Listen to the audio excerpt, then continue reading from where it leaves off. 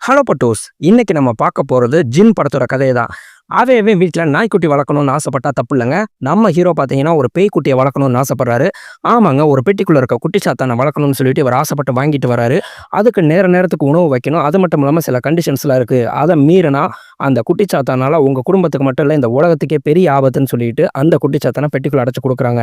நம்மளுக்கு அதை விட பயங்கரமான ஒரு விஷயம் காட்டுறாங்க. 700 வருஷமா ஒரு குட்டி சாத்தான் இவரை பழி வாங்கணுங்கிறதுக்காக கடலுக்கு அடியிலேயே காத்துக்கிட்டு இருக்கு. அந்த குட்டிச்சாத்தான் இவரை பழி வாங்கினுச்சா இல்லையா, இவர் வளர்க்குற குட்டிச்சாத்தான் இவரை காப்பாத்துச்சா இல்லை இதுதான் அந்த குட்டிச்சாத்தானாங்கிறத எல்லாத்தையுமே இந்த படத்தை பார்த்து நீங்க தெரிஞ்சுக்கங்க. அதே மாதிரி உங்க வீட்டில் நீங்க பேய்க்குட்டி வளர்க்குறீங்கன்னா, நாய்க்குட்டி வளர்க்குறீங்கன்னா அதோட பேர் என்னங்கிறத மறக்காம கமெண்ட்ல சொல்லுங்க. நம்ம சேனலுக்கு முதல் முறையா வந்திருக்க நண்பர்கள் மறக்காம நம்ம சேனலை சப்ஸ்கிரைப் பண்ணிருங்க. அப்படியே நம்ம வீடியோக்கு ஒரு லைக்கும் போட்டுருங்க. படத்தோட ஸ்டார்டிங்லேயே ஒரு பேய் ஓட்டுற இடத்த காட்டுறாங்க. அங்கே பார்த்தீங்கன்னா 2 பொண்ணுங்க வராங்க. அதில் ஒரு பொண்ணுக்கு ஒரு பயங்கரமான பேய் பிடிச்சிருக்கிறது தெரியுது. அதை கட்டுப்படுத்தலாம்னு சொல்லி பார்த்தோம்னா கட்டுப்படுத்த வர எல்லாருமே அப்படியே கழுத்தை துண்டா திருப்பி போட்டுட்டு இருக்கு. மிகப்பெரிய போராட்டத்துக்கு அப்புறம் ஒரு வழியாக அந்த பேயை நம்மளுக்கு கண்ணாடிக்குள்ளே புகுத்தி அதை ஒரு பெட்டிக்குள்ளே அடைச்சு நம்மளுக்கு மந்திர சாவி போட்டு வைக்கிறாரு. இப்போ நம்ம ஹீரோ சக்தியை காட்டுறாங்க. அவர் பார்த்தீங்கன்னா மலேசியாவில் ஒரு பாடகராக இருக்காரு. அவருக்கு 5 வருஷம் அக்ரிமெண்ட் போட்டு தான் அங்கே அவரோட ட்ரூப் கூட்டிகிட்டு போயிருக்கோம். அக்ரிமெண்ட் முடிஞ்சிருச்சு, இதுக்கு மேலே நீங்கள் இருக்க வேண்டியதில்லை, நீ உன் ஊரை பார்த்து போடா அப்படின்னு சொல்லிட்டு விரட்டி விடுறாங்க. இவருக்கு பார்த்தீங்கன்னா லவ் லைஃப் எதுவுமே செட் ஆகாமல் ரொம்பவே ஃபீலிங்கில் இருக்கும்போது பார்த்தீங்கன்னா இவர் ஊருக்கு கிளம்பி வரும்போது இவர் அக்கா பையனுக்கு ஒரு பொம்மை வாங்கணுங்கிறதுக்காக ஒரு டிஃப்ரெண்ட்டான கிஃப்ட் ஷாப்புக்கு போகிறாரு. அங்கே தனியாக ஒரு செக்ஷன் இருக்குது. அதில் ஃபுல்லாகவே பார்த்தீங்கன்னா மாந்திரிக சம்மந்தப்பட்ட பொருட்களாக இருக்கிற மாதிரி காட்டுறாங்க. அங்கே பார்த்தீங்கன்னா ஃபர்ஸ்ட் சீனில் அந்த மந்திரவாதி ஒரு பேய் அடைச்சார் இல்லையா, அதே மாதிரி பெட்டி அங்கே இருக்குது. அந்த பெட்டிக்கிட்ட போனோன்னே இது என்னடா டிஃப்ரெண்ட்டாக இருக்குது, அந்த பெட்டியில் ஏதோ சவுண்ட் வர மாதிரி இருக்குன்னு அது கிட்டக்க போய் பார்த்தோம்னா கரெக்டாக அங்கே ஒருத்தர் வராரு. யோ யாரையா நீ, யார்கிட்ட இங்கே வந்த செஞ்சுன்னு சொல்லி சொன்னால், இல்லைங்க நான் வந்து ஒரு பொம்மை தேடி வந்தேன், அந்த பொம்மை இருக்கான்னு சொல்லி மட்டும் பாருங்கன்னு சொல்லி சொன்னால் கரெக்டாக நம்ம ஹீரோக்கு ஒரு ஃபோன் வருது. என்னன்னு சொல்லி பார்த்தீங்கன்னா இவர் எடுத்திருந்த அந்த டோட்டோ லாட்ரி சீட்டில் பார்த்தீங்கன்னா 5 லட்ச ரூபா ப்ரைஸ் விழுந்திருக்கு அப்படின்ட்டு. அதை கேட்ட உடனே அந்த பெட்டியை பார்க்குறாரு. இந்த பெட்டி கிட்ட வந்ததுக்கப்புறம் தான் நம்மளுக்கு லக் அடிச்சிருக்கோம் அப்படின்னு சொல்லிட்டு இது என்ன பெட்டின்னு கேட்குறாரு. இந்த பெட்டி வந்து ஜின் பெட்டி. அப்படின்னா என்னன்னு கேட்டால், நாய்க்குட்டி பூனைக்குட்டியை எப்படி செல்லப்பிராணியாக வளர்க்குறாங்களோ அதே மாதிரி அந்த காலத்தில் ஜின்னையுமே ஒரு செல்லப்பிராணியை வளர்த்தாங்க. இந்த ஜின்னை யார் வளர்க்குறாங்களோ அவங்களோட எஜமானருக்கு எந்த வகையிலுமே எந்த தீங்குமே நெருங்க விடாது. இது ஒரு லக்கியான ஜின்னுனா இல்லை, எனக்கு புரியலை, புரிகிற மாதிரி சொல்லுங்கன்னு கேட்டால், 700 வருஷத்துக்கு முன்னாடி பார்த்தீங்கன்னா முகலாய மன்னர்கள் வந்து வரிசையாக போரில் தோத்துட்டு இருக்கும்போது மிகப்பெரிய மாந்திரிகவாதிகள்லாம் வச்சு நம்மளுக்கு ஜின்னை முத உருவாக்குறாங்க. அந்த ஜின்னோட சக்தியை வச்சு தொடர்ந்து பார்த்தீங்கன்னா இவங்க எல்லா போர்லையுமே ஜெயிக்க ஆரம்பிக்கிறாங்க. அதுலேருந்து பார்த்தீங்கன்னா அந்த நாட்டு மக்கள் எல்லாருமே ஜின்னை வந்து ஒரு செல்ல பிராணியாக இதே மாதிரியே பெட்டிக்குள்ளே போட்டு அவங்கவுங்க வீட்டில் வளர்க்க ஆரம்பித்தாங்க. அந்த மாதிரி ஒரு அதிசயமான ஜின் தான் இது. நம்ம ஹீரோ சக்தி பார்த்தீங்கன்னா உடனே எனக்கு இந்த ஜின்னை வளர்க்கணும்னு ஆசைப்பட்றேன், ஏன்ட்ட கொடுத்து வரீங்களான்னு கேட்டால், அந்த ஜின்னு வந்து பார்த்தீங்கன்னா ஒரு வித்தியாசமான சவுண்டு கொடுக்குது. அதுவும் சம்மதிச்சிருச்சு. எனக்கே ஆச்சரியமா இருக்கே. சரி பரவாயில்ல, நீங்கள் கூட்டிகிட்டு போய் வளங்க. ஆனால் முக்கியமான 3 கண்டிஷனு. கண்டிஷன் என்னன்னா, டெய்லிக்குமே நைட்டு 12 மணிக்கு மேலே இதுக்கு பிஸ்கெட்டும் பாலும் சாப்பாடாக வைக்கணும். ஒரு நாள் வைக்காமல் விட்டிங்கனாலுமே அது பசியில் பிரச்சனை ஆகிடும். அதே மாதிரி தண்ணி இந்த பெட்டி மேலே படக்கூடாது, சூரிய ஒளி இந்த பெட்டி மேலே படக்கூடாது அப்படின்னு சொல்லி கண்டிஷன் போட்டு கையில் கொடுக்குறாரு. இங்கே இந்தியாவுக்கு இந்த ஜென் பெட்டியை கூட்டிகிட்டு வந்தோம்னா நம்மளுக்கு ஏர்போர்ட்டில் இறங்கிட்டு அவரோட ஃப்ரெண்டு பாலாக்காக வெயிட் பண்ணிட்டு இருக்காரு. அப்போ எதிர்பாராத விதமாக நம்ம ஹீரோயின் பிரியாவை சந்திக்கிறாரு. கண்டதும் காதல்ங்கிற மாதிரி 2 பேருமே ஒருத்தர் பார்த்த உடனே பிடிச்சி போயிருச்சு. ஆனால் அங்கேருந்து பார்த்துட்டே சிரிச்சுட்டே 2 பேருமே அங்கேருந்து கிளம்பி போயிடுறாங்க. நம்ம ஹீரோ சக்தி இப்போ வீட்டுக்கு வந்த உடனேவே இவங்களோட அப்பா, அக்கா, மாமா எல்லாத்தையுமே பார்த்தீங்கன்னா இந்த ஜின்னை பற்றி சொல்கிறாரு. ஆனால் எல்லாருமே ரொம்பவே பயப்படுறாங்க. என்னப்பா நீ சொல்கிற, பேயை வீட்டுக்குள்ளே வளர்க்கணும்னு சொல்லி சொல்கிறியா, சரியா அப்படின்னு சொல்லி சொன்னால், இல்லைப்பா இந்த பேய் ரொம்பவே லக்கி, இது வந்ததுலேருந்து எனக்கு எல்லாமே நல்லதாக தான் நடந்துட்டு இருக்குன்னு சொன்ன செகண்டுக்கு பார்த்தீங்கன்னா ஐயோ அம்மான உங்கள் பாட்டி கத்துற சவுண்டு கேட்குது, பாத்ரூமில் வலிக்க விழுந்துட்டாங்க. அவசரமாக எல்லாரும் அவங்கள ஹாஸ்பிட்டல் கூட்டிகிட்டு போனோம்னா அங்கே நம்ம பிரியாவை இவர் மறுபடியும் சந்திக்கிறாரு. இங்கே வந்ததுக்கப்புறம் பொழப்புக்கு என்னடா செய்ய போகிறேன்னு சொல்லிட்டு அவரோட ஃப்ரெண்டு பாலா கேட்டோம்னா, அங்கே இருக்க மியூசிக் ட்ரூப் முடிஞ்சிருச்சு, இங்கே நான் புதுசாக மியூசிக் ட்ரூப் ஆரம்பிக்கலாம்னு சொல்லி நினைக்கிறேன், குறைஞ்சது அதுக்கு 15 லட்ச ரூபா வேணும்டா, ஏன்ட்ட ஒரு 5 லட்ச ரூபா இருக்குது, எங்கிட்ட அதை கடன் வாங்கி கொடுனா எங்கெங்கேயோ கேட்குறாங்க, எங்கேயுமே நம்மளுக்கு லோன் கொடுக்கவே இல்லை. இவர் அதனால் சோகமாக பாரில் உட்காந்து தண்ணி அடிச்சிட்டு இருந்தோம்னா, ஆகா ஜின்னுக்கு சாப்பாடு வைக்கணுமேனு சொல்லிட்டு இவங்க அக்காவுக்கு வேகமாக ஃபோன் பண்ணி, அக்கா கரெக்டாக 12 மணிக்கு மேலே ஒரு டம்ளரில் பாலும் பிஸ்கெட்டும் நான் ஃப்ரிட்ஜில் எடுத்து வச்சிருக்கேன், அதை கொண்டு போய் ஜின்னோட பெட்டிக்குள்ளே மட்டும் வச்சுட்டு வந்துரு அப்படின்றாங்க. அவங்க அக்கா ப்ரெக்னெண்ட்டாக வேற இருக்காங்க. அதனால ரொம்பவே பயப்படுறாங்க. அக்கா நீ அதெல்லாம் எதுவும் பயப்படாத, அது ஒன்று எதுவுமே செய்யாதுன்னா கரெக்டாக மணி 12 ஆயிடுச்சு. இவங்களும் பார்த்தீங்கன்னா நம்மளுக்கு அந்த பெட்டிக்கு கீழே சின்னதாக ஒரு ட்ரா மாதிரி இருக்கும். அந்த ட்ராவை திறந்துட்டு கரெக்டாக அந்த பிஸ்கெட்டையும் பாலையும் வைக்கிறதுக்கு முன்னாடி உள்ளே யாராவது இருக்கீங்களா அப்படின்னு குனிஞ்சு பார்த்தா அதுலேருந்து 2 கை வந்து டக்குன்னு இவங்க கழுத்த பிடிக்குது. அப்படியே பதறி போய் கண்ண முழிச்சு பார்த்தா, இன்னும் மணி 12 ஆகல. 12 தாண்டுனோனே பயந்துகிட்டே போய் அதே மாரியே பிஸ்கெட் எடுத்துட்டு, ஆனா பெட்டிய குனிஞ்சு பார்க்காமயே டக்குனு பிஸ்கெட்டையும் பாலையும் வச்சுட்டு அங்கருந்து கிளம்பி போயிடுறாங்க. ஒரு 3 மணி ஆகுது, 4 மணி ஆகுது. இவங்களுக்கு தூக்கமே வரல. ஒருவேளை அந்த ஜின் பிஸ்கெட்ட சாப்பிட்டுருக்குமா, பால குடிச்சிருக்குமான்னு சொல்லிட்டு மறுபடியும் டிராவ திறந்து பார்த்தோம்னா, அதுல இருக்க பிஸ்கெட் எல்லாத்தையுமே பாதி பாதியா கடிச்சு போட்டுருக்கத பார்த்தோனே இவங்க பயந்து போய் அங்கருந்து ஓடிடுறாங்க. அதே சமயத்துல நம்மளுக்கு பார்ல இருந்தவர் பார்த்தீங்கன்னா, லோன் கிடைக்கலன்னு சொல்லி ஃபீல் பண்ணிட்டு இருந்தா, அங்க சம்மந்தமே இல்லாத ஒரு நபர் வந்து, "நான் உங்களுக்கு ஒரு ஆள்ட்ட கூட்டிட்டு போறேன். அவருக்கு நீங்க கரெக்ட்டா வட்டி மட்டும் கட்டினா போதும். கொஞ்சம் வட்டி கூட கேட்பாருன்னு" சொல்லிட்டு, ஒரு ஃபைனான்ஸ்காரர்ட்ட கூட்டிட்டு போய் அவங்களுக்கு பணமும் வாங்கி தராரு. இங்க நம்மளுக்கு கொஞ்ச நாள்லயே பார்த்தீங்கன்னா, அவங்க அக்காவுக்கு ரொம்பவே உடம்பு முடியாம போயிருது. மறுபடியும் அதே ஹாஸ்பிட்டல் கூட்டிட்டு போனோம்னா, அங்க மறுபடியும் ஹீரோயின சந்திச்சு அப்படியே நம்பர்லாம் எக்ஸ்சேஞ்ச் பண்ணிக்கிறாங்க. இப்ப வீட்டுக்கு வந்த உடனே இவங்க அப்பா, அக்கா, மாமா எல்லாரும் ஒண்ணா சேர்ந்துட்டு நம்ம ஹீரோ சக்திட்ட பேச ஆரம்பிக்கிறாங்க. "எப்பா எங்களுக்கு என்னமோ ஜின் வந்ததுலேருந்து சரியா படல. பாட்டி வலிக்க விழுந்துட்டாங்க. பாரு உங்க அக்காவுக்கு உடம்பு முடியாம போயிருச்சு செஞ்சிருச்சுன்னா, அதெல்லாம் எதார்த்தமா நடந்ததுப்பா. நீங்க ஜின்ன பத்தி கவலைப்பட வேண்டியதில்ல. அது வந்ததுலேருந்து எனக்கு லக்கியா தான் இருக்கு. லோன் கிடைச்சிருச்சு. இப்ப பார்த்தீங்கன்னா நான் ட்ரூப்பும் ஆரம்பிச்சுட்டேன். எல்லாமே நல்லபடியா போயிட்டு இருக்குன்னு" அந்த ஜின் பெட்டிய பார்த்துட்டு, "ஜின் நீ நல்ல ஜின் தானே?" அப்படின்னு சொல்லி கேட்டா, அது ஒரு வித்தியாசமான சவுண்டோட கத்திக்கிட்டு அந்த பெட்டி குதிக்குது. அவ்வளவுதான், அம்புட்டு பேர் தெரிச்சு அங்கிருந்து ஓடி போயிட்டாங்க. இப்ப நம்ம ஹீரோயினோட லவ் கொஞ்சம் கொஞ்சமா வளர்ந்து வீட்டுக்கெல்லாம் கூட்டிட்டு வந்து இன்ட்ரோடியூஸ் பண்ணி வைக்கிறாரு. நம்ம ஹீரோயினுக்கு பார்த்தீங்கன்னா, அப்பா, அம்மா யாருமே இல்லாததுனால இவங்க குடும்பமே பாசம் காட்டுறது ரொம்பவே புடிச்சு போய், ஃபேமிலி லெவல்ல எல்லாமே அரேஞ்ச் பண்ணி இப்ப கல்யாணமே நம்மளுக்கு முடிஞ்சிருச்சு. இவரோட பாடகர் ட்ரூப்புமே பார்த்தீங்கன்னா, நல்ல லெவல்ல பிசினஸ் டெவலப் ஆயிட்டு போயிட்டே இருக்கு. இப்ப நியூஸ்ல பார்த்தீங்கன்னா, நம்ம ஹீரோயின் வேலை பார்க்குற ஆர்கே ஹாஸ்பிட்டலோட எம்டி, அதாவது நம்ம நிலகல் ரவி பார்த்தீங்கன்னா, ரொம்பவே சீரியஸான கண்டிஷன்ல ஹாஸ்பிட்டல் அட்மிட் ஆயிருக்காரு. பொழப்பாரா மாட்டாரான்னே சொல்லி தெரியல. அதனால மக்கள் மொத்தமா அங்க கூட்டமா கூடியிருக்காங்கன்னு சொல்லிட்டு நியூஸ்ல சொல்லிட்டு இருக்காங்க. அங்க நம்மளுக்கு ராதா ரவியுமே காட்டுறாங்க. அன்னைக்கு பார்த்தீங்கன்னா, நம்ம ஹீரோ தூங்கிட்டு இருக்கும்போது நைட் ஒரு பயங்கரமான கனவு. அதுல நம்ம ஹீரோயின் அரண்மனைக்கு மேல நம்மளுக்கு ராணி கெட்டப்ல இருந்தோம்னா, பின்னாடி இருந்து ஜின் அவங்கள மாடியிலேருந்து தள்ளி விட்டு கொலை பண்ற மாரி நம்மளுக்கு காமிக்கிறாங்க. அத பார்த்தோன்னே இவர் பதறி அடிச்சுட்டு எந்திரிக்கிறாரு. மறுநாள் காலையில காமிக்கிறாங்க. நம்ம பாலா பார்த்தீங்கன்னா, அந்த ரூம்ல குளிச்சுட்டு வந்தவரு தலைய தொட்டுங்கிற பேர்ல நம்மளுக்கு அந்த பெட்டி மேல தெரியாம தண்ணிய தெளிச்சு விட்டுறாரு. அது வரைக்கும் உள்ள இருந்த ஜின்னு வெளிய வந்துட்டு இவர மிரட்டுன்னு மிரட்டி விடுறது. அலறி அடிச்சு துண்ட கழட்டி விட்டுட்டு அந்த வீட்ட விட்டே ஓடிடுறாரு. அதே சமயம் அன்னைக்கே பார்த்தீங்கன்னா, அவங்களோட மாமாக்கும் ஆக்சிடென்ட் ஆயிருது. இங்க அவங்க அப்பா எல்லாருமே ரொம்பவே கோவப்படுறாங்க. "எப்பா எங்களுக்கு என்னமோ சரியா படல. வந்ததுலேருந்து எல்லாமே பிரச்சனை நடந்துகிட்டே இருக்கு. இப்போ உங்க மாமாக்கு ஆக்சிடென்ட் ஆயிருச்சு. நீ என்னதான் முடிவுல இருக்கன்னு" சொன்னோம்னா, நம்ம பாலாவும் சாம்பிராணி புகைய போட்டுட்டே வீட்டுக்குள்ள வராரு. "டேய் என்னடா இது கெட்டப்பு? ஏன்டா இப்படி வந்திருக்கேன்னு" கேட்டா, "டேய் அந்த ஜின் என்னைய விரட்டுன்னு விரட்டி விட்டுருச்சுடா. உனக்கு தெரியுமா?" அப்படின்னு சொன்னா, "இதுக்கு மேல நீ என்னதான்ப்பா சொல்ல வரேன்னா?" "சரிப்பா இதுக்கு மேல இந்த ஜின் வீட்ல இருக்க வேணான்னு" கரெக்ட்டா பெட்டியில கைய வச்சா, அவங்க அக்கா டக்குன்னு டென்ஷன் ஆயிட்டு கத்துறாங்க. "சக்தி அந்த பெட்டியில கைய வைக்காதண்ணா." "என்னக்கா ஆச்சு? ஏன்னு?" கேட்டா, "ஏங்க கையில சின்னதா தானே அடிபட்டுச்சு. நீங்க வண்டி ஓட்ட தெரியாம ஏடிக்க முடிவு விழுந்துட்டு ஜின் மேல எதுக்கு பழிய போடுறீங்க? ஜின்னுமே ஒரு செல்ல பிராணி தான். எனக்கு தெரிஞ்சு அது தப்பானதா தோணல.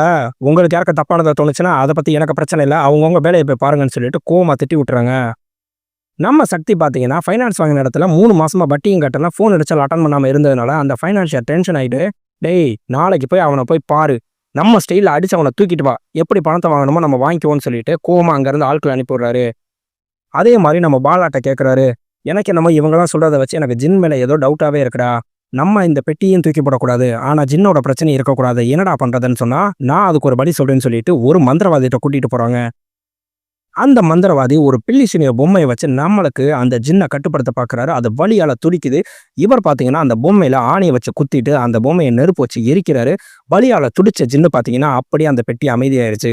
அவ்வளவுதான், அந்த ஜின் இறந்துருச்சு. இனி நீ இந்த பெட்டிய தைரியமா எடுத்துட்டு போலான்னு சொன்னா, சரின்னு சொல்லிட்டு அந்த பெட்டிய தூக்கிட்டு அங்கருந்து கிளம்புறாரு. அவர் கார்ல போயிட்டு இருக்கும்போதே பார்த்தீங்கன்னா, அந்த ஃபைனான்ஸ்காரங்க வந்து வண்டிய வழிய மறைச்சுட்டாய்ங்க. வழிய மறைச்ச நம்ம ஹீரோவ இறக்கி விட்டு வெளு வெளுன்னு வெளுத்து எடுக்குறாய்ங்க. "சார் நான் வந்துடுறேன் சார். நான் நேர்ல வந்து பார்க்குறேன் சார். செய்றேன் சார். 1 வாரம் எனக்கு டைம் குடுங்க. நான் வட்டி கட்டுறேன்னு" சொல்லிட்டு கெஞ்சிட்டு இருக்காரு.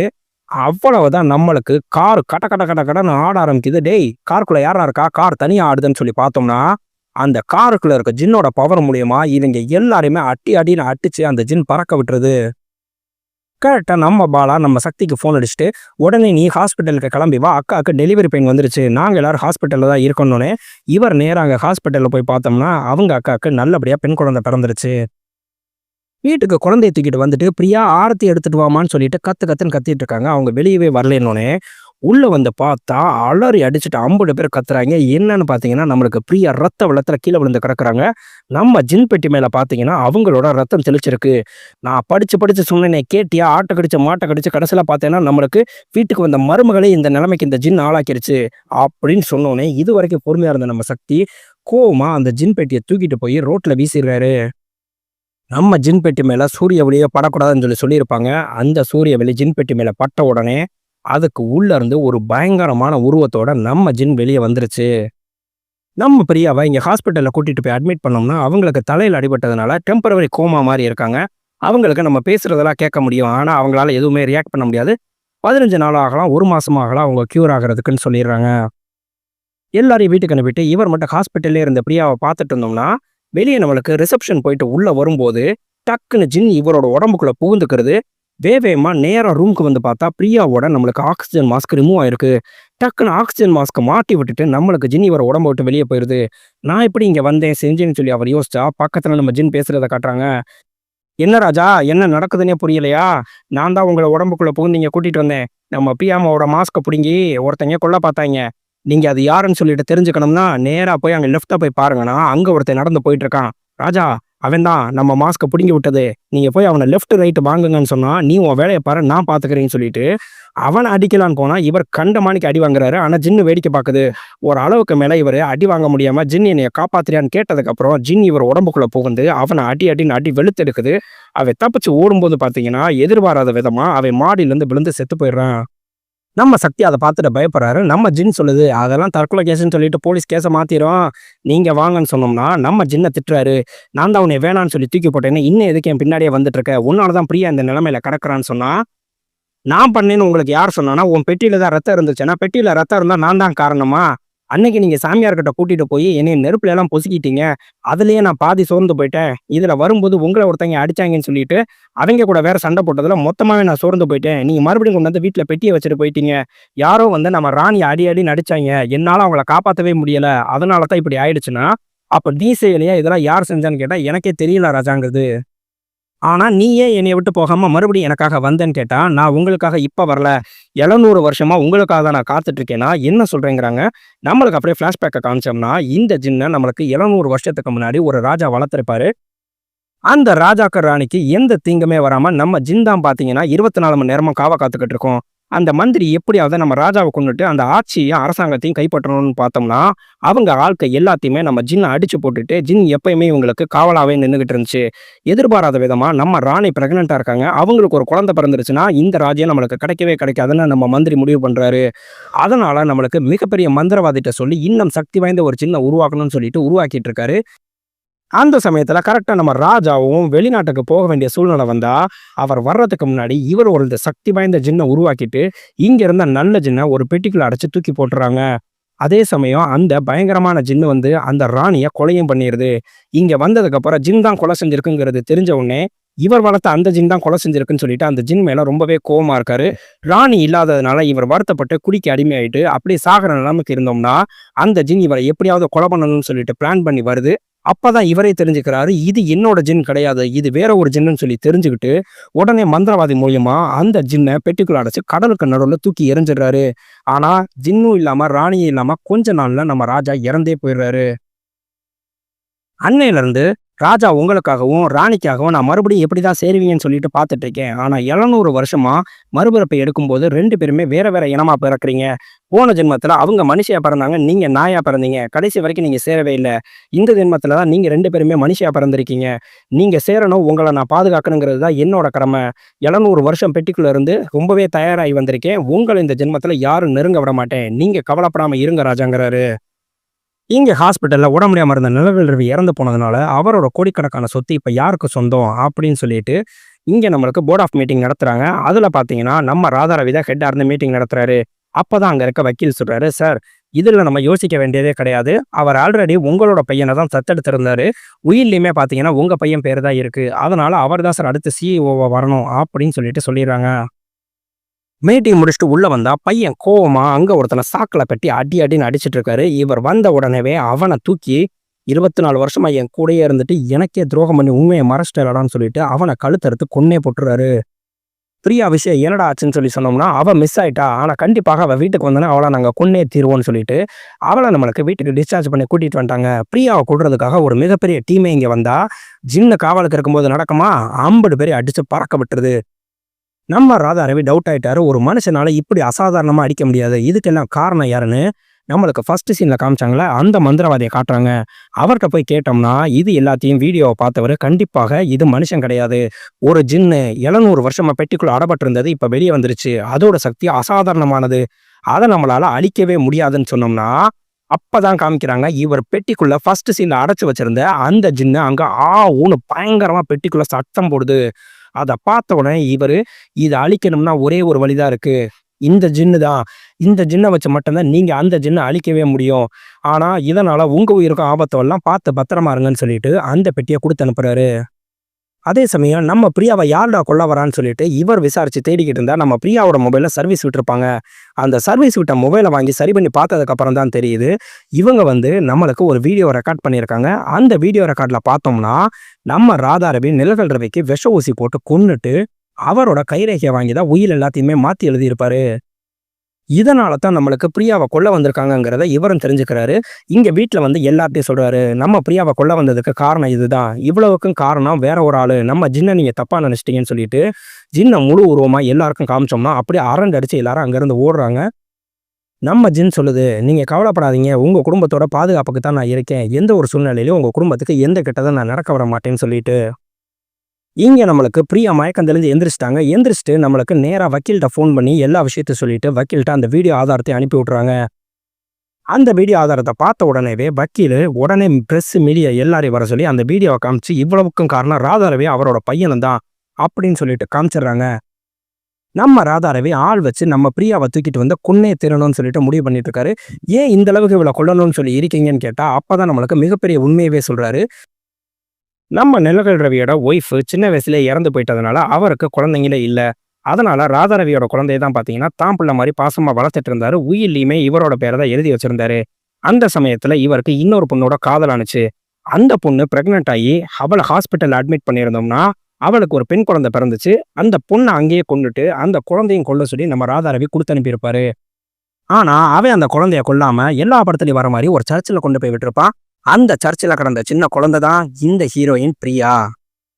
இப்ப நம்ம ஹீரோ கதவெல்லாம் உடைச்சிட்டு ஜின்னோட உதவியோட அங்க வராரு. அங்க இருக்க எல்லாரையுமே அடிச்சு பறக்க விட்டோம்னா, நம்ம ஜின்னு ஒருத்தரை விடாம 50 பேரை கொன்னு வீசிக்கிட்டு இருக்கு. கரெக்டா நம்ம ராதாரவி பாத்தீங்கன்னா, இவர் கொண்டு வந்திருந்த அந்த மோசமான ஜின்னை திறந்து விட்டுறாரு. அந்த ஜின் வெளியே வந்தா எப்படியாவது இந்த ராஜாவை ராணி கொல்லணும்னு சொல்லி பார்த்தா, நம்ம நல்ல ஜின்னு பயங்கரமா அந்த ஜின்னோட சண்டை போடுது. ஒரு வழியா அந்த கெட்ட ஜின்னை மொத்தமாவே அழிச்சிருது. ஒரு வழியா எல்லா பிரச்சனையும் முடிஞ்சு சந்தோஷமா இந்த குடும்பம் மறுபடியும் நல்ல நிலைமைக்கே வந்து சேருது நண்பா. அப்படியே நம்மளுக்கு இந்த படத்தை இனிதே முடிக்கிறாங்க.